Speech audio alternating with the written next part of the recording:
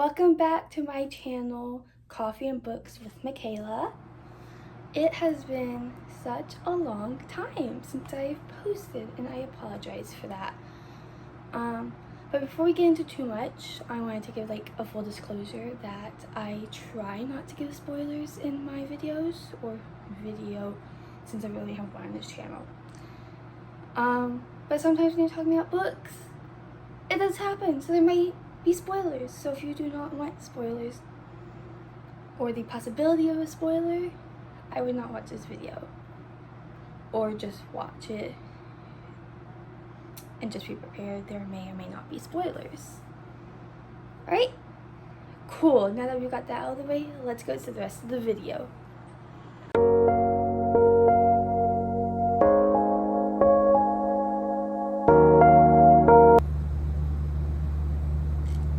So,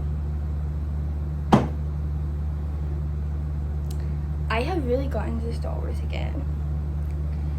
I've always been a fan of Star Wars. Growing up, I had all the toys, I had pajamas, I had all the lightsabers, and I would have battles with my mom because I always wanted to be a Jedi growing up. And so it's nothing new that I'm a fan of Star Wars. I have a fascination, but it's reopened because I was watching Ahsoka, or I was actually re-watching Ahsoka with my aunt because my aunt had never seen Ahsoka. And I was like, cool, let's watch it. And at first it's not I was you're gonna watch it with me. It was more hey, do you wanna watch Ahsoka? And she's like, yeah. So that's what happened, and my fascination just wham opened again. So here we are. I always knew that there were Star Wars books. Although when I was a kid, I only knew about I think they were the Young Jedi comics or something like that. And I read some of those, I believe, but I never knew that there were other chapter books for it. And then I learned about them I was 18 or 17 or something like that. And I was like, wow, that's cool. I'm gonna read them. And then when I looked up how many there actually were, I was like, oh no, let's not read these, because there were so many. And some of them are canon, some of them aren't canon. There's this series and this series, but you can't read this before you read this one. And then there's oh, but there's all these that have been written, but they're no longer accepted as canon. But these are canon. And everyone was like, ah! I just scared my cat. She's laying over on the bed, and she was when I did that little screech. But other than back on topic. But there was so much, it kind of just overwhelmed my brain. I was where do I start? This is too much. And I was I'm not doing this. But here I am now, maybe 4 or 5 years later, something like that. I don't know. Being yeah, we're gonna read them. So I chose to start with the High Republic.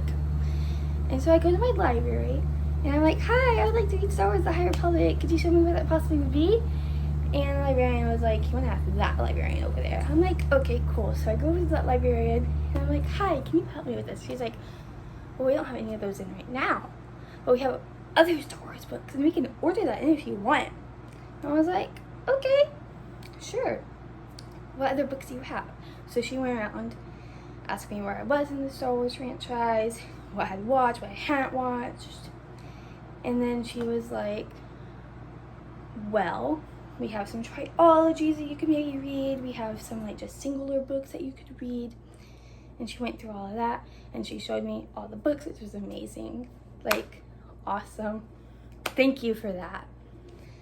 And I obviously have picked some out. So yeah, that's where I was. And then I eventually decided to just get the first High Republic book from Star Wars. Oh my god. From Star Wars. From Barnes and Noble.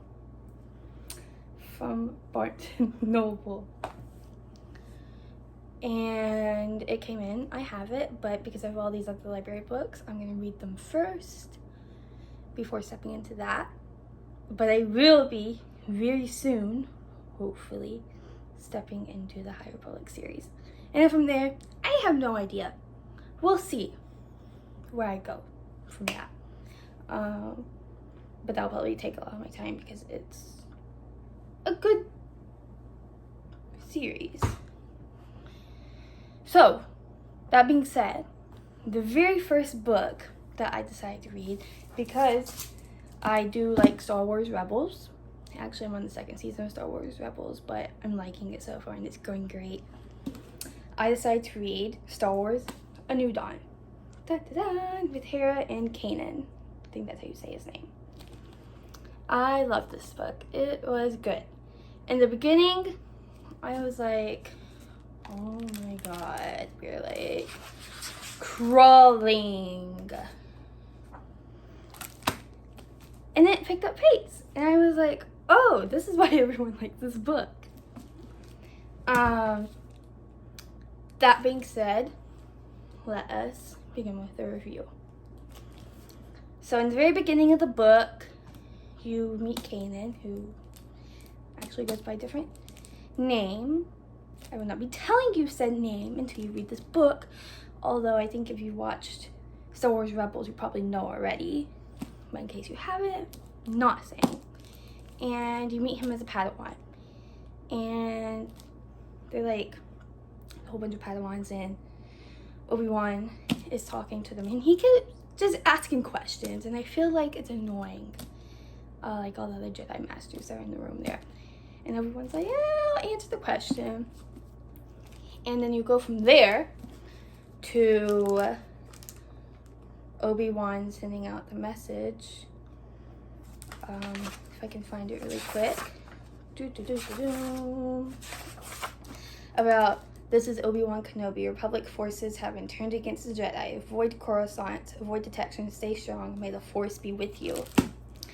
That little message until going where he is now. In adulthood. I believe he's in adulthood. Like early adulthood. You can correct me if I'm wrong though. And he's living on the planet Gorse. Working as what they call suicide pilots. To send, I'm not sure how you pronounce it, but a chemical that blows stuff up on that planet's moon. I do not know how to pronounce that. So I will not be, because it will be butchering it. And then the Empire sends someone named Vidian, I believe is how you pronounce his name, onto Gorse to like make production better. And this guy's a fucking monster. Like, I don't know any way to like say that he is. I mean, he's from the Empire, so of course he's cruel. But like, you know, when you meet some like bad guys or villains, like, wow, these people are bad. Like, they're supposed to be bad. They're villains. They're supposed to have like, you know, morals that go against good and have like evil plans and thoughts. But no, this guy is a monster, completely and utterly.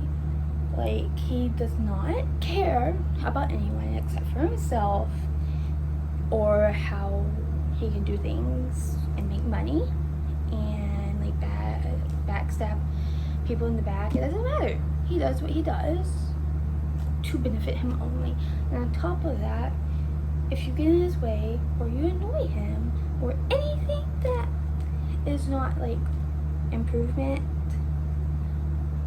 in his opinion, he will brutally, on page with details, unalive you. And there are multiple times this has happened in the book. So I would say if you cannot stomach that, either skip over those parts when they happen, or maybe this isn't the book for you. I mean, it only happens like 3 times, I believe. One is attempted and it doesn't work, because the guy gets away. But still, fair warning. And back to my point, like that just pushes how evil, you know, it really cements into your brain. Because most of the time it's like, oh yeah, he's evil, you're not supposed to like him. But no. The writer of this book, John Jackson Miller, did a really good job of making a bad villain and making you not like him whatsoever. And actually making you worry about the characters. Like, I was like, when Vivian was fighting against, you know, our main characters, I was like, oh my gosh, you know, like, they're gonna die. They're gonna die. They're gonna die. He's gonna kill them all. Yeah. And I was genuinely worried about our main characters. I did not want them to die. And yeah, if it shows a good writer when you can write a villain that literally scares you for the characters in the book and really points out how good of a villain he is versus other villains that you've read about maybe or watched about. It was like probably on par with Emperor Palpatine and Darth Vader. Like that's how good. That's how good. Now moving on from that, he's come to do what he has come to do. And as he's like touring all the mines and everything and brutally unaliving people in the process because they annoy him and because they can't help him do what he needs to do, there is someone trying to get the attention of everyone because he is saying that they're going to eventually make the moon go boom, like explode the moon. There's not going to be any more moon or anything else to mine. No one is listening to him.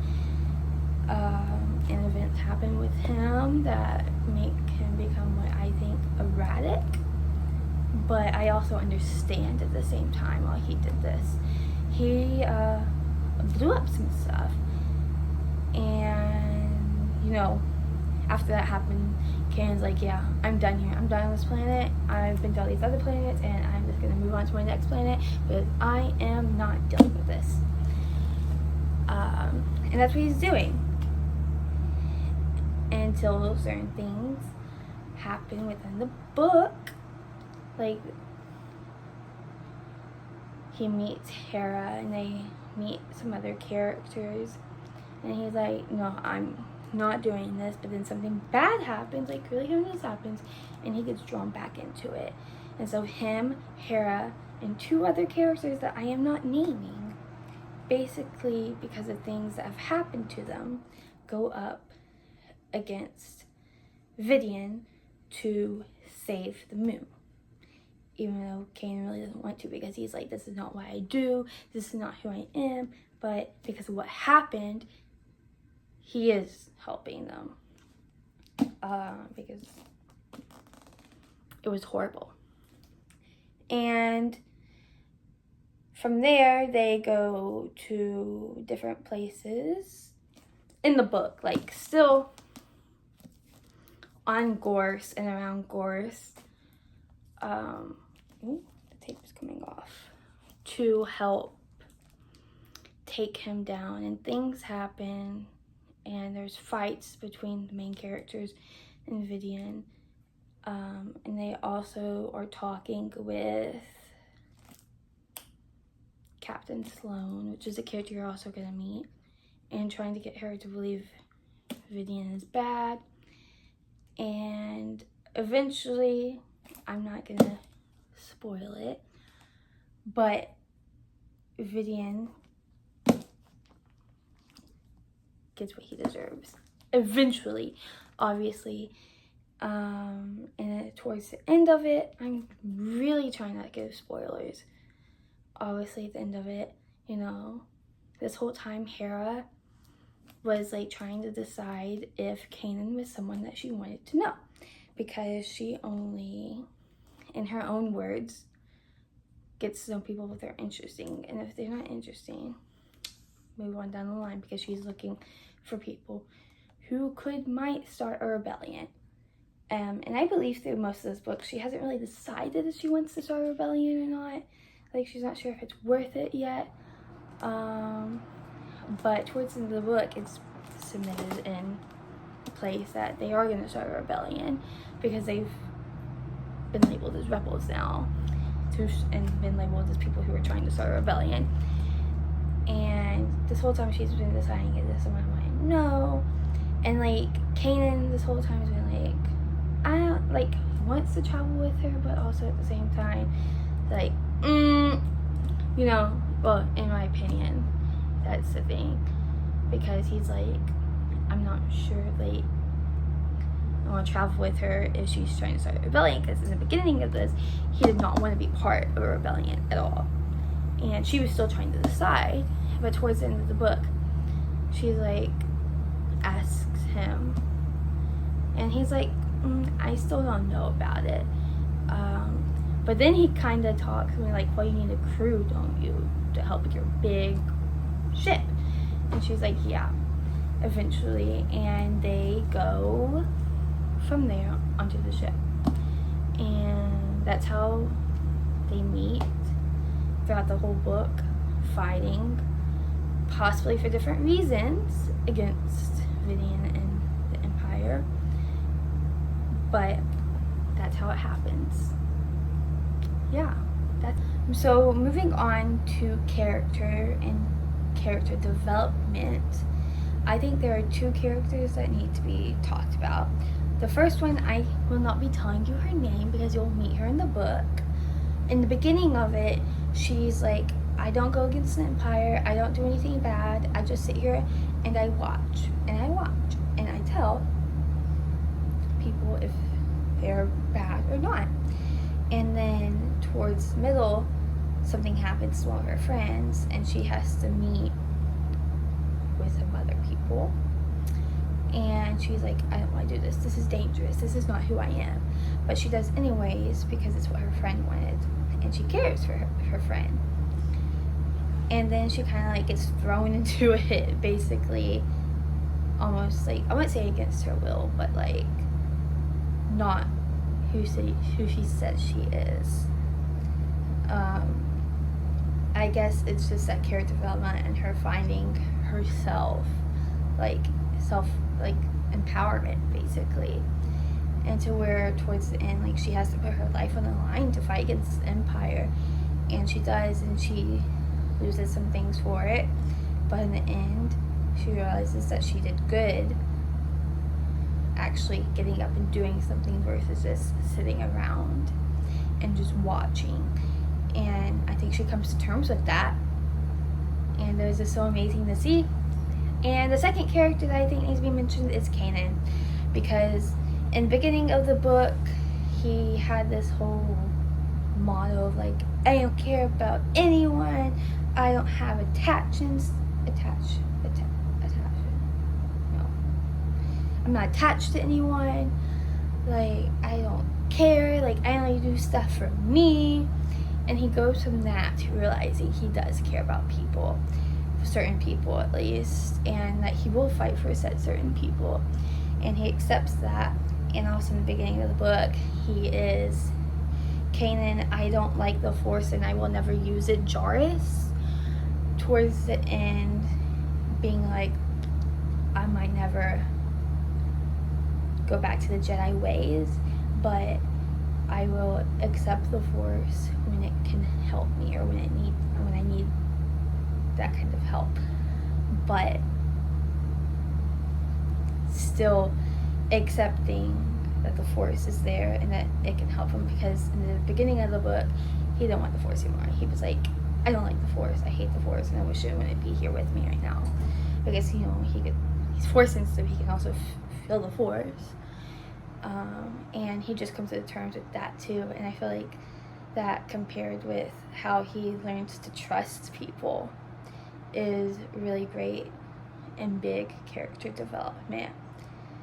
And yeah, those are like the only character development I would say for those characters. And if we're going to look about the book itself, I really do like the book. The only complaint I guess I would have against it is that it has a lot of like high impact and action scenes. And to me, when you have a lot of those, it can sometimes take away from like the bigger high action impact scenes. But yeah, some of it was just placed there for fillers. Like it didn't really need to be there in my opinion. It was just like fillers, I guess, to make the book longer or to fill in until like the next like high impact scene. And I feel like there was a lot of that, and when you have a lot of that, sometimes it can take away from what bigger impact scenes should be. But I think that's the only complaint about that. I would say in the beginning it was kind of slow paced, like I mentioned, like I felt like it was crawling, but then it picked up really, really fast. And for like the third to the rest of the book was like bam, bam, bam, bam, bam. Of like all different kinds of things, and you're like, what? Like that just happened. So yeah, I guess that would be the only thing I have to say about the book like that. And as for rating, I would probably rate it like a 4.5 out of 5. I never like put 0.5s in my ratings, but I can't decide if I would rate it 4 or 5, so I just went halfway. And so yeah, if you like this video and this review, and I hope you do, like, subscribe, and maybe leave a comment down below what you thought about the book, if you've read it or if you want to read it. Right? Have a great day or night depending on when you watch this. Bye bye.